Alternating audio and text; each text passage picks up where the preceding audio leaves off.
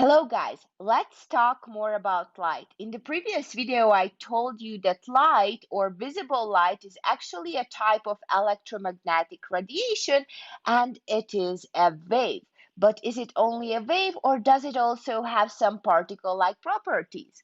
It actually does have particle-like properties. How did we figure this out?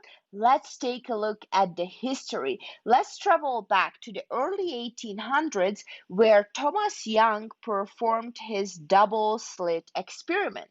So he theorized that if he shines light through two openings, if he has particles, he's going to get a very simple pattern. If you think about it, just two bright lines, right? But if light behaves as waves, he's going to get some kind of different interference pattern.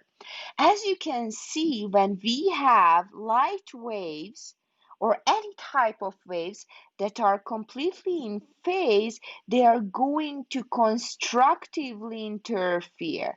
And when we have light waves or any other type of waves out of phase, they are going to interfere destructively. So basically, where we have destructive interference, we will not see any light. What did he see during his double slit experiment? Well, he saw this beautiful pattern.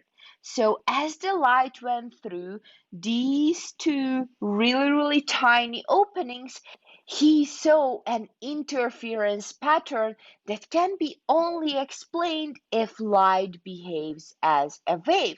So let's take a look at an animation.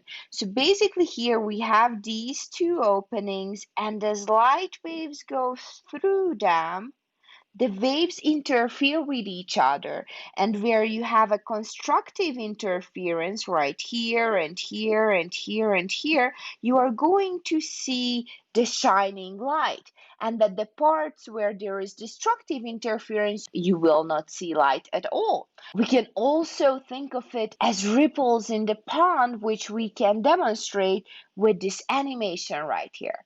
So it's a done deal. Light is mainly a wave, but how come that it actually has particle-like properties? Well, we have to travel about 100 years in history to explain this. Let's look at the so-called ultraviolet catastrophe.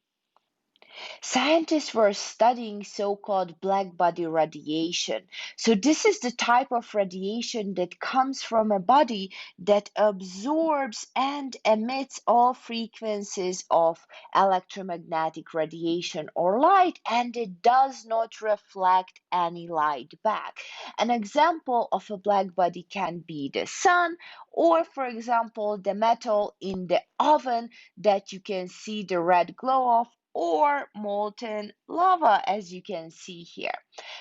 So they measure the different emission spectra from this glow, and they realized that as the wavelengths decreases, so we go this direction, depending on the temperature, 3000 Kelvin, 4000 Kelvin, we are going to get a different maximum of the emission spectrum. But what happens is that at really short wavelengths, the intensity of light dips down quite a bit. So, using the classical theories at that time and the fact that light behaves as a wave, they were not able to explain it. Their theory said that as the wavelengths decreases, the intensity of light should increase infinitely. So if we would have a really hot metal, their theory said that we would be blasted with really high intensities of not only visible but UV radiation. But we know that this is not true, right? When you are using your oven and you see the metal in it glowing, you are not going to be blasted with UV radiation. You are going to see only the red glow from the visible region. So, they were not able to explain why this dip happens at really short wavelengths. The longer wavelengths parts of the spectra were fitting relatively okay. So they had to come up with a new theory, and Max Planck solved it. So what did he do? He theorized that light or electromagnetic radiation can be emitted or absorbed only in discrete packets of energy, which he called quanta. So basically, when light travels as a wave, as it's visible right here, it actually also travels in little packets of energy, like these energy packets shown here. And he came up with the following expression. The energy equals to n, which is the integer, just gives you how many packets of energy you have, multiplied by age, which later was named after him as Planck's constant, times the frequency. So this means that the energy is proportional to the frequency of light. And the packets of energy that is traveling in light is extremely tiny, because age, the Planck's constant, is a very tiny number, 10 to the minus 34th joules times second. So Planck was like, okay, I came up with this idea. With this, we can fit the spectrum, but it makes no sense. We all know that light is actually waves.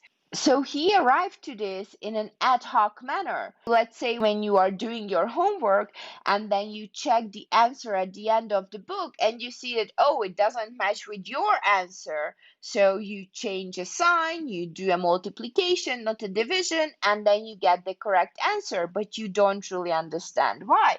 So that's the same thing that happened. No one thought that light can actually behave as a particle and not a wave, until Einstein came along. So he received his Nobel Prize for his work mainly on the so-called photoelectric effect, which is the emission of electrons when light or electromagnetic radiation hits a material. He was studying metal surfaces, so let's say that this is a metal surface, and he was shining light at different intensities and energies at this metal surface. If he would shine light at this metal surface with a low energy light, then nothing would happen. Okay? When he increased the energy of light, so you can see that the frequency is a little bit higher, the light hit the metal surface and an electron got ejected. Okay, so this is higher energy light. And then if he would use an even higher energy light, so let's say this is highest energy light, then the electron would be ejected with a higher velocity. So imagine this. Let's say I am an electron and kids are running towards me and trying to push me away, and I'm bracing in my table, and they can't push me away no matter if one kid comes or 10 or 50. So no matter the intensity of the light, if the energy is small as the energy is tiny in kids, they cannot push out the electrons from the metal surface. The same way they cannot move me from here. Now, if a higher energy light is shined at the metal surface, so if someone runs towards me who is approximately the same mass as I am and tries to push me away, well, I will be pushed out from my chair, right? But I would fly a little bit. Now imagine that a football player is running towards me. I would be pushed away with even higher velocity. So this is the same way how light particles interact with electrons in metal surfaces. If you have a low energy light, no matter if you have high intensity or not, you will not push out an electron. But if you get to that threshold minimum energy, you are going to push out the electron from the metal surface. And if you have extra energy, the extra energy will go into the velocity with which the electron is pushed out.